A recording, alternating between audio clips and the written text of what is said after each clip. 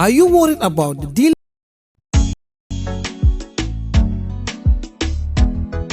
Are you worried about the delay in the delivery of your remittances? Jamono Money Transfer is your only solution with more than 9 years experience in remittances services. It's accessible, reliable, affordable, and convenient. Jamono Money Transfer is affiliated with Ajay Guaranteed Trust Bank Limited, Mega Bank, Apps, Reliance Bank, and many others. You can send and receive your monies from friends and families both home and abroad through Jamono branches at various strategic locations in the country with high standard customer service. Please walk into any nearest Jamono branch for efficient and timely service delivery. For more information, you can visit its headquarters at Bursabi, right opposite Afrimed International Hospital, or call on the following numbers: +220 3103 050, +220 3103 051, or +220 3755 522.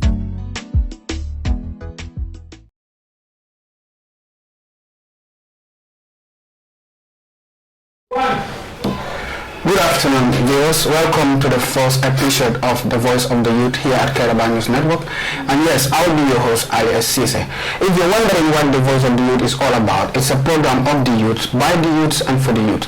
It's a platform that will, of course, give or magnify the voice of the youths, where they will, of course, discuss their challenges and also successes in their career endeavors. And this way it will motivate the youths that are out there listening. And today with me, today of course is an entrepreneurship day, because my guest is a social entrepreneur, and I will of course give him the opportunity or the latitude to introduce himself, because I believe that people introduce themselves best when they're given the opportunity to do so. So it's a pleasure to have you here, Honorable Koka, and yes, you can introduce yourself. Yes, thank you very much, Mr. Ali. Assalamu alaikum, everyone. How are we all doing? Well, I'm feeling great. Thanks for asking. It is with so much delight, humility, and excitement that I am invited as a guest speaker of this great initiative known as the Voice of the Youth, to share the little I have as a young, passionate change agent. Well, my name is Mohammed Koka. I am a business development trainer and a business coach, as well as a social entrepreneur. Thank you very much.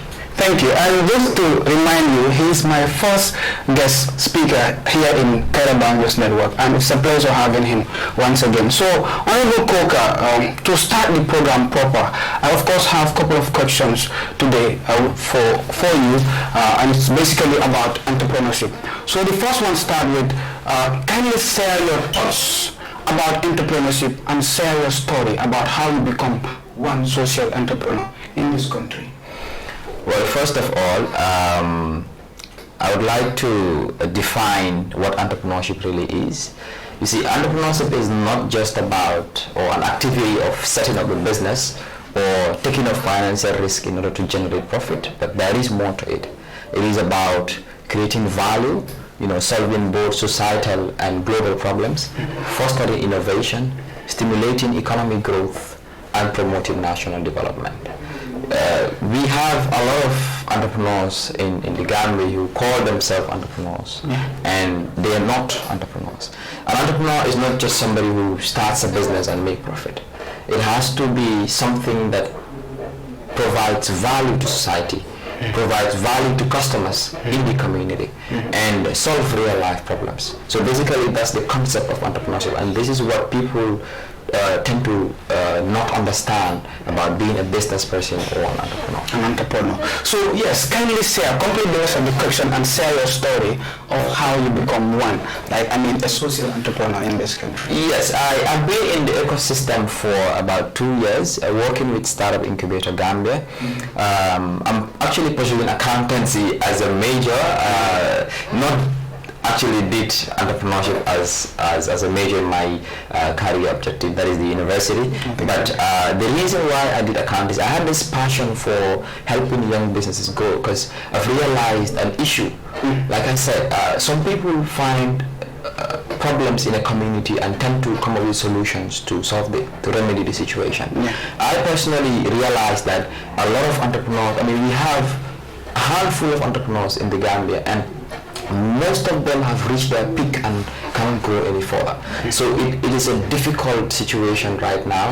And as a young person, as a young as a young social entrepreneur, as I was able to identify this problem, I decided to venture into the ecosystem to understand how it works in the Gambia, and at least contribute my quota in stimulating the growth of this economy by helping these young people. So I decided to work with Startup Incubator, and I started as an intern actually, and then as time goes, after 6 months, I was actually employed to work with them, and then as I was there, I had a lot of experiences with these young people that venture into businesses. I was able to train over 300 plus young entrepreneurs across the regions, most especially in rural communities, and I've really, tried to understand what they do and why they do. Sometimes, in fact, I had to realize that it's not just about the training, but about how willing or how determined these entrepreneurs are to actually turn their ideas into viable businesses. And with the financial skills that I have, doing accountancy as a major, I decided to now synchronize the two, having both the prerequisite knowledge in accountancy and entrepreneurship, and synchronizing the two. So I feel like that would be of great assistance. With those two combined, I would really be able to help these entrepreneurs both in their business development and their finances as well. Thank you very much, Honorable Coker. That's something very, very commendable. Of course, I can see the passion and the love you have for helping young entrepreneurs to grow their businesses. Now, let's move to the next question. That is, considering the labor market of the Gambia, how can a youth like me and many others out there become a successful entrepreneur or even venture into it? Because I know for sure it's not easy to become an entrepreneur. Comme lu ko olof Njaay waxee rek, lu jig gong, lu jig golo, jigul gong. Different people venture into different things. Yes. Some fail, some succeed. But I don't think we have to worry about failing from time to time, as failure is a step towards success. Obviously. If you have the desire to do something of great value, you have to find your passion and embrace it. You have to, make your passion your profession. This goes to all entrepreneurs and aspiring entrepreneurs out there. If you find your passion and transform it into an innovative business to solve real life problems, not only will you thrive but reach the highest of heights. So the $1 million question is, what is your passion? We have a lot of youths who venture into businesses based on different reasons. There are countless reasons why at one point in your life that you try to figure out why you want to venture into business. Some find business opportunities. Some are challenged by several issues which actually lead them to start their businesses. Some see their friends venture into business and succeed, so they just want to also do it and think they would succeed. So it doesn't work like that. You have to find your reasons why. You have to know your passion, which is really important, and you have to also find your purpose, because if you don't find your reasons why, you are less likely to actually achieve quality results. You mentioned something that I'm very passionate about. You mentioned like some people find business opportunities, and it is for that reason that they enter into the entrepreneurship environment. But how about those who don't find business opportunities or entrepreneurship opportunities? That is the reason why I said that different people venture into different things based on their different reasons. So some want to venture into business because they saw the opportunity. Some want to venture because they want to earn a living. Some want to venture into business because they graduated from the university, or they are high school dropouts and just want to make money at some point, or because some of them would actually identify a problem in a particular community and decided to come up with that business. That is why I say transform the issue into an innovative business to solve real life problems. So these are the different types of entrepreneurs. These are the different reasons, some of the different reasons why entrepreneurs want to venture into business. You mentioned like some venture into it to make money. That's in fact drives me to the next question that I would love to ask. That is entrepreneurship about money making and business, or it is way more than that? Entrepreneurship is not just about money making. That is the main aim, because the main aim of economic economics will tell you the main aim of making a business is to actually earn a profit. I mean, the reward for entrepreneurship, in fact, is profit. And so money. Yes, exactly. Yeah. So I feel like entrepreneurship is not just about the money. You will be making profit, of course. That's going to be part of the aims, but it also contributes to the economic growth. It has to contribute to the economic growth of the country. It has to be something of value to society. Because as an entrepreneur, assuming for entrepreneurs who want to venture into a business because they've realized or they've identified a particular problem in a society and decided to turn that problem into a solution by coming up with a business idea. At the end of the day, they're going to be making profit from there, but at the same time, providing value to society. To society. If you watch one of my videos, I create different contents. That is the entrepreneurial adventure. Yes. I create different contents, and based on those contents, sometimes I will provide examples. If you look at one of the episodes, I talked about customer segmentation, and yes, like you said, the main aim is making profit. But let's take this business as an example. If you actually let's say selling coffin, for example, right? That might be of value at some point, but let's not take that example anyway because it will scare some people. Alright, okay. So let's say me as an example, my aim is to come up with a social enterprise that would help young people, because I identified a problem as in entrepreneurs reaching their peak and cannot grow any further because of certain challenges that they face. I decided to come up with the entrepreneurial adventure to continue to motivate, and not only motivate them, but also focus on one category of businesses to help them grow. That is the ones that have reached their peak and cannot grow any further. And cannot grow any further. At the end of the day, it is a non-profit organization, but you also need funds to be able to be sustainable, to be able to provide these entrepreneurs with value, change their business or grow their businesses. Now, typical examples of certain businesses of young entrepreneurs can be tailoring. Yes. Right. Fashion is basically, one of the most common businesses in the Gambia. Agriculture as well. Art also can be something of great value. We have young entrepreneurs who actually are artists and then are coming up with creative and innovative stuff, African stuff. At some point, the main aim of creating those things is to generate profit, but the value is what makes you outcompete rivals. Obviously. The fact that you are solving problems, your business is able to solve issues, is also another, a value for the society. Now, delivery companies is another example of certain businesses that create value. Looking at the current traffic issues in the Gambia. I mean, the fact that cars are congested on the road and people have to in fact walk to get to their destinations. So if you come up with a delivery company, the delivery company, all you have to do is to just call them and provide them with your location. They give you the fee, you tell them whatever you want to buy, and then they have to deliver it to your doorstep. So that is a solution to this problem. So this is why I said it's not just, even though they're making profit, to sustain themselves and be able to be called, in fact, a business, because the value that is being created is more impactful. The social impact there is going to be, more beneficial to society as compared to the money that they're generating as well. In any ways, I understand that money cannot be removed out of the equation. Exactly. It cannot be removed out of the equation. So entrepreneurship is about money making in any way, even though you might dispute that. But then, how will you address this issue? Like, why is it important for youth to venture into entrepreneurship in this country today, the Gambia, the youths of the Gambia? Because remember, we have a country to build, and then in building this country, it is us, the youths. And we have different ways of building this country. Entrepreneurship is one of the ways in which youth can build this country. So why is it important for youths to venture into entrepreneurship? You see, one thing I'll tell you, one thing that separates dreamers from achievers is because dreamers haven't grabbed onto the dreams fully and made them happen.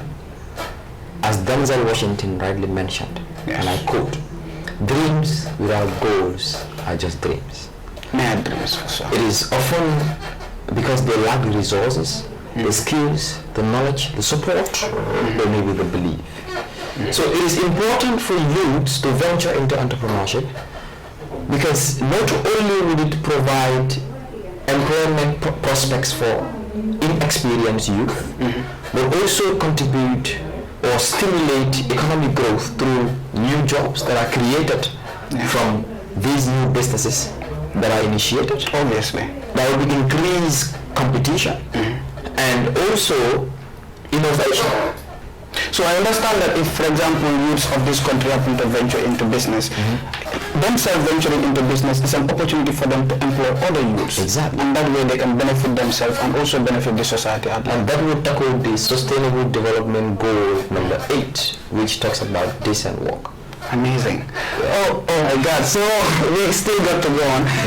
We have some more other questions to still answer because we have a lot of pieces to fry today, I believe. Now, as a social entrepreneur, Honorable Coker, what and how will you describe the entrepreneurship environment in the Gambia? How does it look like being an entrepreneur in this country? There is a lot of challenges based both on the ecosystem, that is the system or the body that is aimed at supporting these entrepreneurs grow, and the entrepreneurs themselves. Yeah. The challenges in the ecosystem is most of the time we are donor dependent. There is a lot of there are lots of social enterprises in the Gambia. You name it, we have the GAIPA, we have Startup Incubator, we have GCCI, we have Innovate Gambia, you name it. All these social enterprises are all working towards the same thing. Yeah. They're all working towards achieving the same goal, right? By helping these businesses grow, not within the domestic environment, but also beyond, that is at international levels. So the challenge is, I feel like the social enterprises are donor dependent. Yes, because most of these donor agencies would come with their own KPIs, that is key performance indicators, just because they want to tick their boxes. They would now want to,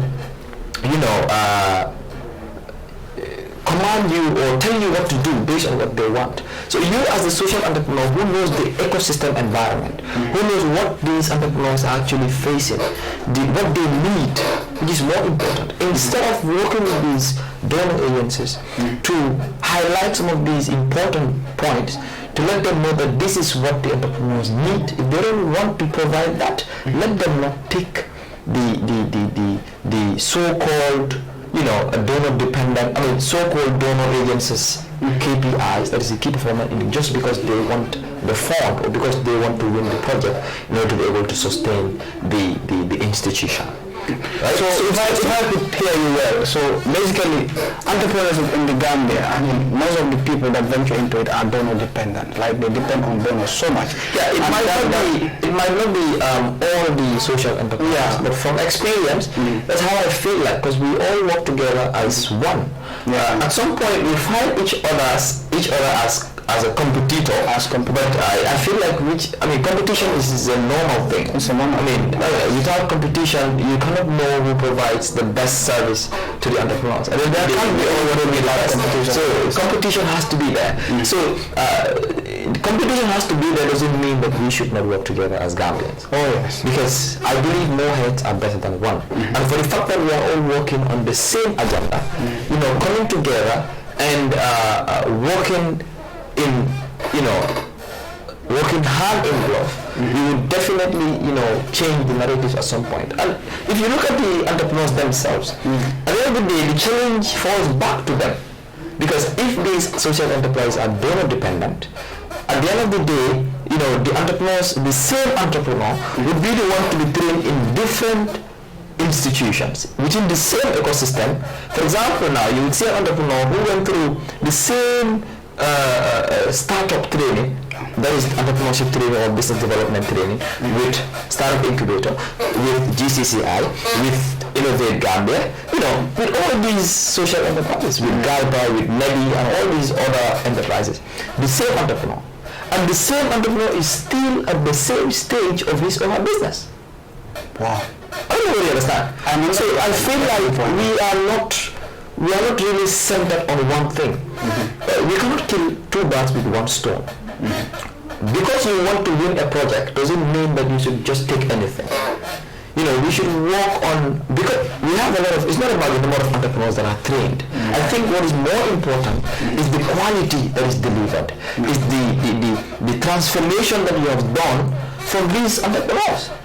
We have, if you are centered on turning entrepreneurs' ideas into viable businesses, then that's amazing. That's what you are centered on. If you are centered on helping these entrepreneurs, turning that, improving that startup or changing that startup business into an SME, that is a small medium enterprise, that is where you should center your focus on. If you are involved in turning that SME into a scale-up business, that's what you should center on. If you are engaged in, helping those entrepreneurs that are at the scale-up stage and have reached their peak, like I mentioned earlier, and cannot grow any further, as in they're making the same amount of profit every year, or within that range. At the end of the day, are we really helping these entrepreneurs go beyond? If the aim is to get these entrepreneurs move from the domestic environment of this country to the international level, I feel like we need to, have a convergence to really help, because these entrepreneurs really need our help. They really need our help. Thank you very much, Honorable Koka. You've described the entrepreneurial environment of this country very well, and I hope the youth that are of course watching and every other viewer will of course learn a lot from how the entrepreneurship environment of the Gambia actually looks like. So that will also carry me to another question that I have to ask as a matter of must, I would say. That is, for you to share your experience and successes and also challenges. The question is a pregnant one, right? Yeah, that's fine. During your coaching and mentoring as a social entrepreneur. Okay, my experience during my coaching, and okay, that's fine.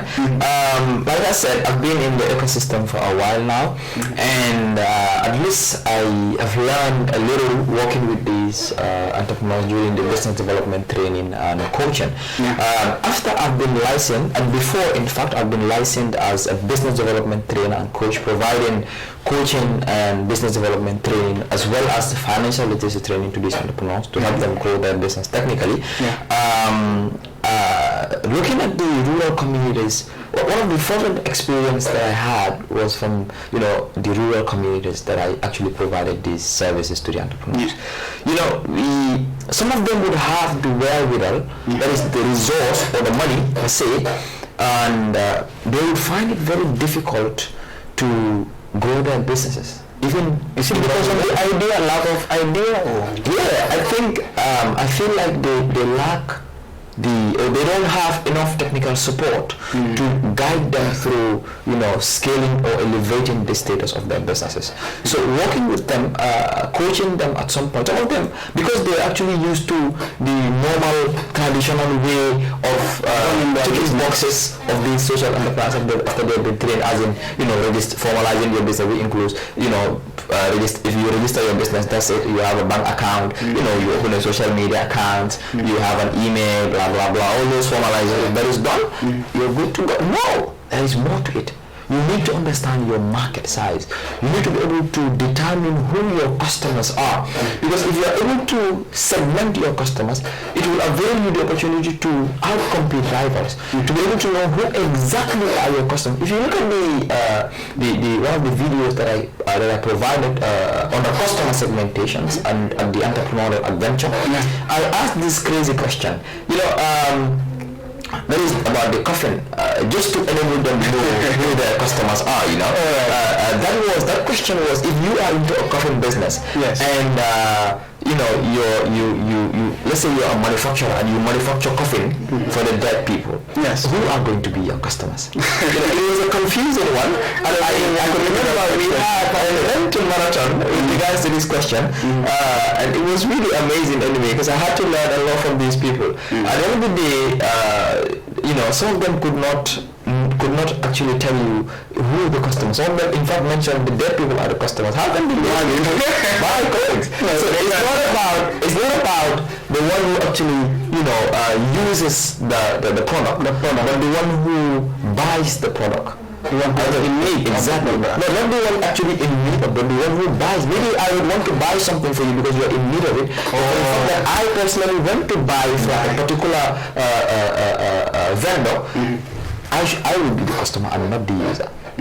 So the people that are going to be considered as customers in this case, that is the coffin question, is the Christians, because they are the ones who actually bury with coffins. I don't really understand. So Muslims don't do that. So actually, even myself, when you ask that question, I was even myself will not exactly. So I also gave another question, which was very confusing, and it was an interactive session also, which was for entrepreneur. I mean, if you are a vendor selling diapers, who are going to be your customers? Some were actually saying the mom, some were saying the dad. I mean, both of them can be your customer.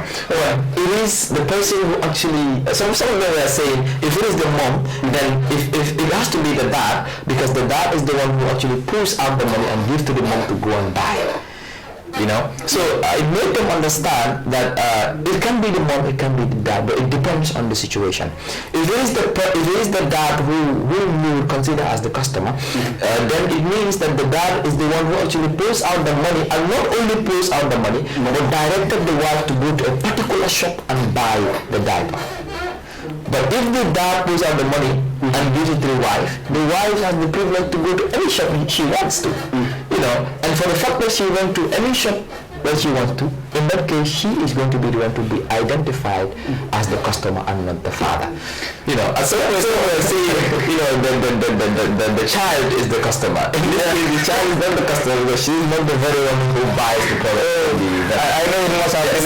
It's important for these entrepreneurs, to know, to be able to understand their customer segmentations and know their market size, to be able to improve their traction. Because at the end of the day, it's not just the formalization, but also how you are able to be a unique, improve your unique value proposition in order to be able to improve your traction.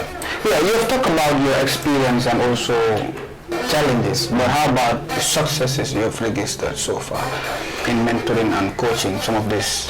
If you've looked at my previous conversation with you, I made mention that I've realized that a lot of entrepreneurs across regions might have the wherewithal but find it difficult to grow their businesses. So one further experience that I had was working with one entrepreneur who had the money, the resource or the wherewithal, but found it very difficult to grow her business. So I had to work with her to provide her with the technical support needed to grow her business. So from the 6 months intensive training and coaching, she was able to, that was a project actually, but I was able to guide her. In fact, I went extra mile to provide her with the support and guidance needed to be able to help her, turn the idea into viable businesses. And at some point, in fact, turn it from a startup stage to an SME stage. So do you think the government in this case have to chip in? Because if youths out there or entrepreneurs or prospective entrepreneurs out there are finding it difficult to grow their businesses, what is the role of the government in trying to at least boost their opportunities of becoming a successful entrepreneur? Alright, so the government has a body that actually works with them in helping these entrepreneurs. That is GAIPA. I know GAIPA. GAIPA and MEDI are actually on the government that actually help these young entrepreneurs, training, provide them with technical support needed, and sometimes provide them with a startup capital based on the projects they have to be able to help them grow. Did this institution go far in the rural Gambia? They work across regions depending on the target group. Sometimes they even work with the people that went to Baghdad, the illegal migrants. Sometimes they in fact had to change their mindset by including them into the entrepreneurship world, to be able to help them, make it in the Gambia. That is when that is why we have the TechIFI project. So the TechIFI project, ITC is working on it. We have almost all the social enterprises in the ecosystem are working on these to make sure that youths today make it in the Gambia. That is so beautiful, Honorable Coker. I mean, you've talked about the successes you've registered, the challenges. And this will serve as a guide, and also I believe it will motivate youths that are out there listening and all other prospective listeners out there. Because I know for sure that, as you have put it, it's not easy. Sometimes we encounter a lot of challenges along the way. But yes, there is something you have been talking about. You even mentioned it before I even asked. That is your entrepreneurial adventure. So I would love to know, will you not mind to share why and what impact will that have for the entrepreneurs and prospective ones? I mean, the ones that will actually access your videos and whatnot. You see, my goal as a social entrepreneur is to provide not only a number of entrepreneurs, but potential, passionate, and successful entrepreneurs with the technical support needed to grow their businesses or improve their traction, regardless of their resources. Each and every one of us here wants to make it in the Gambia. So I've realized that some of these entrepreneurs, go through challenges with regards to growing their businesses. And this is one reason why I initiated the entrepreneurial adventure, to continue to support, to motivate, guide, provide guidance, train, coach, and of course assist these entrepreneurs who are actually in business already or want to venture into businesses, in brainstorming innovative ideas that will trigger the passion in them to excel through their entrepreneurial adventures. Yes, I mean, that is done online, no? It's not just online. As we speak from here, I'm supposed to meet one of the entrepreneurs to provide her with coaching and assist her in developing a business plan to grow her business. But how about, I'm somewhat concerned because I want us to balance the two, because we have rural Gambia and urban Gambia. So when we talk about the youths, we don't have to basically centralize, because I want to believe that the youth that are in the rural Gambia out there who don't even have a smartphone, how will they access some of these activities? And yes, so this is why I find it hard to go to the rural Gambia to have contact with them and assist them. Yeah, so what we do is, the Entrepreneurial Adventure is not just a platform on YouTube. It is a startup social enterprise, and I felt like, because I might not be able to reach these people in the rural areas physically, I decided to start up on YouTube, providing them with the guidance and the technical support on YouTube, wherein they would have the access to these, videos wherever they are or wherever they can be. Currently, I am a volunteer at the Association of Business Coaches, and we are planning to work with the social enterprises in the Gambia, in the ecosystem, to come up with a standardized and professional coaching, system to consistently guide these entrepreneurs on one agenda, instead of having different coaching methodologies in different social enterprises. It's really crazy. So this is why we in fact had to come up with a framework to have a framework basically on coaching to guide us as the coaches, as part of the Association of Business Coaches, to be able to properly guide these young entrepreneurs, because not everyone can be a coach. Yes. And we have a lot of inexperienced coaches, and it's really difficult for the clients to be provided with, paired with these coaches who are not providing them with the proper and standardized coaching methodology. So in this framework, this is why we came up with different tiers. Based on your experience and the successes you've registered, you will be determined as a junior coach, or let's say a first level coach, second level coach, third level coach. All the exactly. So this is to standardize the coaching. The coaching framework or the coaching system in the Gambia. Obviously, because I understand that if the coach is not well experienced and potential enough, I don't know how will the people that he or she is coaching will look like. For sure, yeah. So that will be something detrimental to those that have been coached. Definitely. So let's get to the final question. Okay. Honorable Coker, I know I've really engaged you so much. Yeah. So the final question is, what will you advise the youths of the Gambia? Because of course, I said it earlier at the beginning that the program or this platform is a place where youths will amplify their voices, as you actually did, but also motivate youths and educate youths that are out there to be a meaningful or to participate responsibly in the development of this country. So what will you advise the youths of this country about entrepreneurship? Okay, my intention of supporting these young entrepreneurs will not only provide them with the opportunity to assess the performance of their businesses, but also contribute to the economic of this country, that is the growth of this economy, which I mentioned earlier on. Yes. One advice I would provide to these entrepreneurs: make your passion your profession.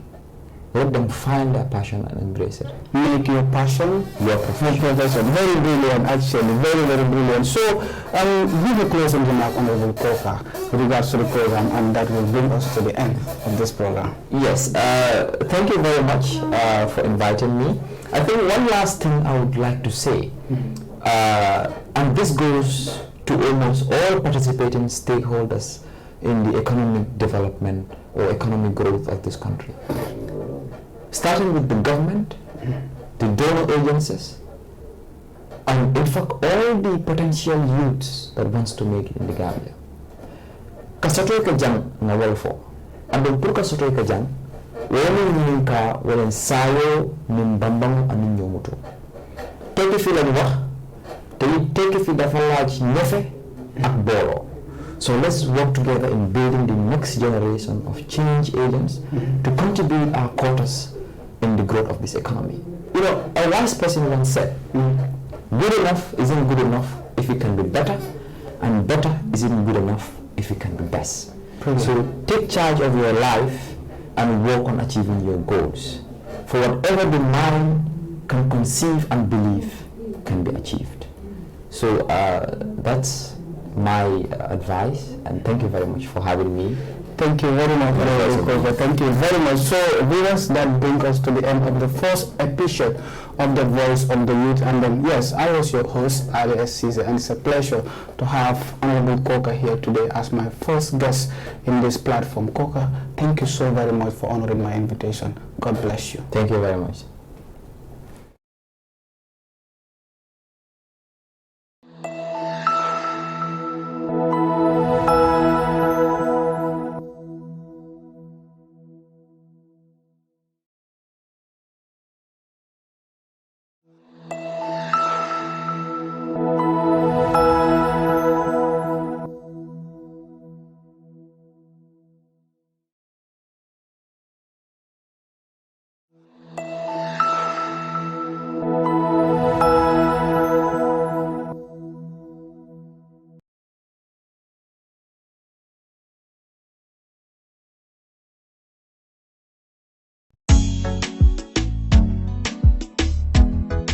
Are you worried about the delay in the delivery of your remittances? Jamano Money Transfer is your only solution with more than 9 years experience in remittances services. It's accessible, reliable, affordable, and convenient. Jamano Money Transfer is affiliated with Ajay Guaranteed Trust Bank Limited, Mega Bank, Apps, Reliance Bank, and many others. You can send and receive your monies from friends and families both home and abroad through Jamano branches at various strategic locations in the country with high standard customer service. Please walk into any nearest Jamono branch for efficient and timely service delivery. For more information, you can visit its headquarters at Bursabi, right opposite AfriMed International Hospital, or call on the following numbers: +220 3103 050, +220 3103 051, or +220 3755 522.